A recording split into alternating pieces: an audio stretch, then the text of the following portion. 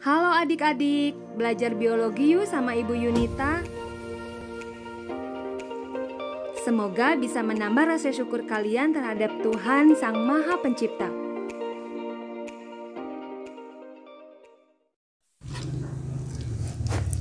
Halo adik-adik, bertemu lagi dengan Ibu Yunita. Apa kabar semua? Assalamualaikum warahmatullahi wabarakatuh. Pada video kali ini, Ibu masih membahas seputar jaringan hewan, yaitu tentang jaringan saraf. Disimak ya. Nah, jaringan saraf ini merupakan komponen yang paling utama dari sistem saraf kita, di mana sistem saraf itu akan mengatur dan mengontrol fungsi tubuh serta aktivitas.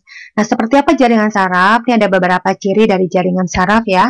Yang pertama, jaringan saraf ini merupakan jaringan hewan yang tersusun atas sel-sel saraf atau disebut neuron. Jadi sel saraf itu namanya neuron. Ya, neuron ini memiliki fungsi ciri khusus, yaitu mempunyai juluran sitoplasma yang panjang. Nanti diperlihatkan gambarnya ya. Lalu neuron juga disusun oleh sel neuroglia yang terdapat di sistem saraf pusat. Lalu sel saraf ini terletak menyebar di seluruh tubuh, dan di dalam sel saraf ini terdapat sitoplasma yang mengandung ribosom, badan Golgi, retikulum endoplasma, dan mitokondria. Sehingga fungsi-fungsi sel itu dilaksanakan di sini ya, seperti respirasi sel, pembentukan protein gitu. Nah, lalu sel saraf ini akan memperoleh nutrisi melalui sel neuroglia tadi yang menyelubunginya. Dan neuron itu terdiri dari badan sel, dendrit, dan akson. Nah, untuk apa fungsi jaringan saraf? Yang pertama, jaringan saraf itu berfungsi sebagai iritabilitas atau merespon perubahan lingkungan ya. Lalu membawa impuls-impuls saraf atau pesan ke pusat saraf, maupun sebaliknya dari pusat saraf ke otot dan kelenjar atau bagian tubuh yang fungsinya sebagai efektor ya. Misalnya otot dan kelenjar tadi menerima perintah dari saraf pusat. Nah, itu fungsi kedua. Lalu selanjutnya, jaringan saraf ini bereaksi aktif terhadap rangsang yang datang berupa gerakan pindah atau menghindar. Lalu seperti apa strukturnya? Nah, struktur sel saraf atau neuron itu seperti ini. Pertama, ada yang disebut sebagai badan sel. Nah, ini badan sel. Nah, badan sel ini merupakan bagian dari sel saraf dengan ukuran yang paling besar. Nah, ini ya. Bentar. Oke. Nah, ini ya. Ini yang disebut badan sel. Nah, ini ya, ini badan sel, di mana di dalam badan sel itu terdapat ini yang disebut inti sel. Di dalam inti selnya juga nanti ada anak inti selnya. Jadi ini yang disebut nukleus. Kemudian nanti ada nukleolusnya ya. Di situ ada nukleolusnya. Kemudian karena ada nukleolus, maka dia berfungsi untuk mengendalikan seluruh aktivitas sel saraf ini. Dan di dalamnya, di dalam badan sel juga di sini ada sitoplasma. Tadi ya yang disebutkan bahwa sitoplasmanya itu mengandung ribosom, ya, mengandung mitokondria. Nah, ini yang disebut sebagai sitoplasma. Oke. Nah, selanjutnya bagian kedua, yaitu dendrit. Nah, ini dendrit itu merupakan penjuluran pendek ya, di mana dendrit ini nanti berfungsi untuk meneruskan impuls ke badan sel ya. Kalau tadi kan badan sel menerima impuls dari dendrit ini. Nah, kalau dendrit, nah ini dendrit nih yang pendek nih, ini dendrit, ini dendrit. Kalau dendrit ini berfungsi untuk menerima impuls dari ujung akson neuron yang lain atau dari indera, dari reseptor ya, untuk diteruskan ke badan sel. Nah, ini fungsi dendrit ya, jadi meneruskan impuls menuju badan sel atau menerima impuls dari reseptor atau dari ujung akson yang lain untuk diteruskan ke badan sel. Nah, itu dendrit. Lalu selanjutnya bagian ketiga, nah ini adalah bagian penjuluran dari sitoplasma yang panjang yang disebut sebagai akson. Nah, ini akson, di mana akson ini dia berfungsi untuk meneruskan impuls dari badan sel. Ya, kalau tadi dendrit menuju badan sel, kalau akson meneruskan impulsnya dari badan sel untuk diteruskan ke sel saraf yang lain atau ke bagian efektor, ya, ke otot dan ke kelenjar. Nah, itu fungsi dari akson, ya. Ini fungsi seluruhnya. Oke, badan sel memelihara semua bagian sel saraf, ya. Kemudian dendrit membawa rangsang menuju badan sel, sedangkan akson membawa rangsang meninggalkan badan sel. Nah, itu. Nah, akson ini punya struktur tersendiri. Jadi, setelah ini Ibu jelasin struktur aksonnya, ya. Jadi, seperti apa akson? Nah, ini akson ini terdiri dari pertama namanya sel Schwann. Nah, sel Schwann yang mana? Nah, ini jadi adik-adik jika akson ini akson kan ya, ini akson, panjang akson. Jika diambil sebagian seperti ini, maka bentuknya adalah seperti ini. Nah, ini akson ya. Mana sel Schwann? Nah, ini sel Schwann. Nah, ini sel Schwann. Ini sel Schwann ini dia mengelilingi selaput mielin. Nah, nanti ada mielin ya. Jadi mengelilingi selaput mielin. Jadi menyusun mielin dan mempercepat laju impuls dan memberikan makanan pada akson, juga memberikan bantuan regenerasi akson. Nah, ini jadi bisa dibilang bahwa sel Schwann ini adalah nanti berkumpul membentuk suatu lapisan sehingga membentuk mielin. Nah, sel ini ditemukan oleh ilmuwan Jerman namanya Theodor Schwann ya. Nah, sel ini menghasilkan lemak yang akan membungkus akson tadi sampai beberapa lapis sampai selaput mielin terbentuk gitu ya, sehingga akson bisa terbentuk, kemudian impuls lajunya bisa dipercepat dan juga tadi bisa memberikan nutrisi atau makanan kepada si akson. Nah, itu sel Schwann ya, ini selnya.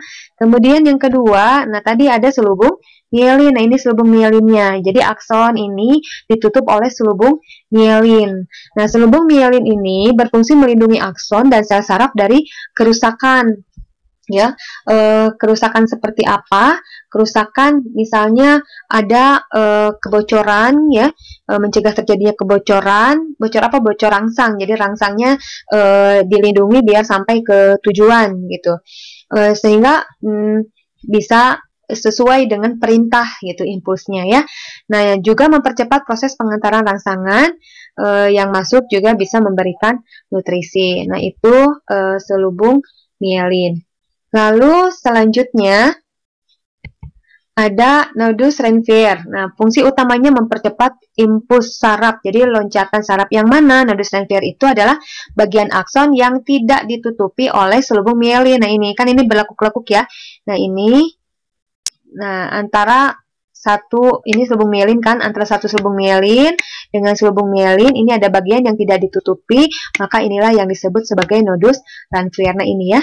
Ini diperbesar seperti ini nodus Ranvier. Nah, nodus Ranvier tadi untuk mempercepat jalannya saraf. Nah, ini penemunya itu bernama Anthony Ranvier ya, makanya diambil nodus Ranvier. Ini diameternya sekitar 1 mikrometer. Nah, itu kecil sekali ya, tetapi dia bagian yang tidak dilindungi oleh mielin. Nah, itu bagian dari akson. Nah, kemudian selanjutnya ada ujung akson. Nah, ini adalah sinapsis ya, atau disebut ujung akson.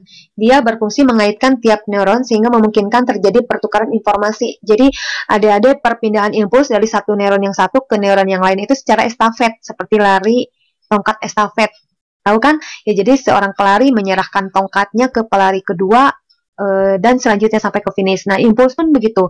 Jadi impuls dari mulai indera ditangkap, kemudian diteruskan sampai ke otak atau sumsum tulang belakang itu melalui serangkaian perpindahan dari satu neuron ke neuron yang lain. Nah, siapa yang memindahkannya? Inilah yang disebut sebagai sinapsis. Jadi mengaitkan tiap neuron sehingga memungkinkan terjadinya pertukaran informasi. Nah, ini terbentuk, sinapsis ini terbentuknya dari pembengkakan akson. Nah, ini jadi pertukaran informasinya berupa perpindahan zat kimia namanya neurotransmitter. Nanti dibahas lagi di sistem koordinasi ya. Jadi dari neuron yang satu ke neuron yang lain melalui ujung sinapsis itu yang berpindah adalah neurotransmitter namanya, yang diproduksinya oleh bulbus akson namanya, atau kantong yang berada di ujung akson. Jadi nanti ini kayak berupa bulat-bulat ini. Nah, ini ujung sinapsis ya gitu. Nah, itu adalah struktur akson. Nah, hubungan dengan fungsi akson, fungsi neuron ini untuk memindahkan satu impuls ke impuls yang lain, maka si sel saraf atau neuron ini dibagi ke 3 jenis. Yang pertama adalah sel saraf sensori, di mana sel saraf sensori ini merupakan jenis sel saraf yang fungsinya untuk menghantarkan rangsang dari reseptor penerima rangsang. Nah, yang menerima rangsang itu kan di kita adalah indera ya, panca indera. Untuk dibawa kemana? Menuju ke sel saraf intermediate. Nah, sel saraf intermediate ini berada pada sistem saraf pusat, yaitu otak dan sumsum tulang belakang. Nah, makanya sel saraf sensori ini disebut juga sebagai neuron sensori atau sel indera, ya, sel saraf indera, karena ujung dendritnya berhubungan langsung dengan panca indera kita. Oke, nah selanjutnya yang kedua adalah sel saraf intermediate. Nah, sel saraf ini dia mengaitkan sel saraf sensori dan sel saraf motorik, makanya disebut intermediate. Dia antara sel saraf sensori dengan sel saraf yang motorik. Nah, berada di dalam sistem saraf pusat, baik itu otak maupun sumsum tulang belakang. Nah, letak saraf ini hampir di semua bagian tubuh dan menjadi jalur impuls bagi koordinasi saraf, gitu ya, karena dia sebagai penghubung. Nah, nama lain dari saraf intermediate itu banyak, ada yang menyebut neuron intermediate, konektor, ya, atau ada yang juga menyebut asosiasi. Nah, itu yang sama ya, yaitu sel saraf intermediate. Nah, lalu yang ketiga adalah sel saraf motorik. Ini adalah kalau diibaratkan pelari estafet ya, ini adalah pelari terakhir yang akan menuju ke finish gitu. Kenapa? Karena sel saraf ini dia akan menghantarkan rangsang dalam bentuk perintah dari saraf pusat tadi untuk menuju kemana? Ke jaringan otot dan kelenjar atau yang disebut sebagai efektor ya. Otot itu bisa melakukan gerak, misalkan perintah untuk berpindah tempat gitu ya, perintah untuk bergeser, perintah untuk menggaruk dari otak. Nah, itu disampaikannya oleh sel saraf motorik ini ke otot atau bisa ke kelenjar. Nah, kelenjar ini memberikan responnya berupa produk sekresi, misalkan mengeluarkan air liur, mengeluarkan hormon ya. Nah, itu adalah sel saraf motorik. Nah, biasanya sel saraf ini memiliki aksonnya yang panjang sekali ya, tapi dendritnya lebih pendek daripada sel saraf sensori. Kalau sensori dendritnya itu biasanya yang panjang ya. Oke, diperjelas lagi dengan gambar. Nah, ini gambarnya. Ini Ibu tunjukkan 3 jenis sel saraf. Yang pertama, yang tadi Ibu bilang dendritnya berhubungan dengan indera. Sel apa? Sel sensori. Nah, ini saraf sensori, di mana bisa kalian lihat dendritnya panjang. Ini badan selnya. Ini badan selnya. Ini dendritnya yang panjang. Oke, dendritnya nih berhubungan langsung dengan indera. Nih, misalnya inderanya kulit nih. Berhubungan. Lalu nanti oleh badan selnya, impulsnya akan diteruskan ke akson. Ini aksonnya pendek. Ini akson dari sel saraf sensori. Nah, diteruskan kemana? Ke saraf pusat melalui sel-sel saraf intermediate. Nah, ini dendrit dari sel saraf intermediate. Jadi, ujung akson dari sel saraf sensori, ujung sinapsisnya akan meneruskan impuls atau rangsangan menuju ke sini. Nah, ini. Nah, dibawa ke sini ya. Oke, jadi neurotransmitternya pindah dari ujung akson ke dendrit. Oke, sekarang kita bicara neuron kedua, yaitu neuron intermediate atau asosiasi. Oke, ini ya. Nah, yang ini yang memiliki dendrit dan akson yang lebih pendek dari 2 sel saraf yang lainnya. Ini dendritnya menerima impuls dari ujung akson sel saraf sensori dan aksonnya akan meneruskan impuls dari badan sel saraf dia menuju ke dendrit sel saraf yang ketiga, yaitu sel saraf motorik. Kalau sel saraf motorik, dendritnya pendek. Nah, dendrit dari sel saraf motorik ini akan menerima impuls dari sini, dari ujung akson neuron intermediate. Pindahlah ke sini, ke dendrit. Oke, dari dendrit nanti diteruskan ke akson. Nah, ini akson yang panjang yang dimiliki oleh sel saraf motorik berhubungan langsung ujung sinapsisnya dengan efektor. Nah, efektornya misalnya otot rangka. Efektor itu selain otot juga ada kelenjar. Nah, nanti kalau impulsnya sudah sampai ke sini, maka otot ini akan melakukan atau akan menggerakkan sesuai dengan perintah dari otak yang berasal dari rangsangan indera gitu ya. Misalkan di sini rangsangannya panas misalkan ya. Dari sini rangsangannya panas, diteruskan melalui serangkaian perjalanan 3 sel saraf sampai nanti ke otot. Nah, nanti ototnya akan menggerakkan menjauh dari sumber panas itu. Nah, itu. Jadi proses mulai dari merespon atau menyensor semua rangsangan dari luar sampai ke gerak dari otot kita. Itu adalah perjalanan panjang dari satu sel saraf ke sel saraf yang lainnya. Nah, itulah jenis-jenis sel saraf. Oke. Nah, mungkin ini bagian akhir ya. Ini akhir dari jaringan saraf. Mungkin selanjutnya lebih jelas lagi akan dibahas tentang jaringan saraf ini di bab koordinasi.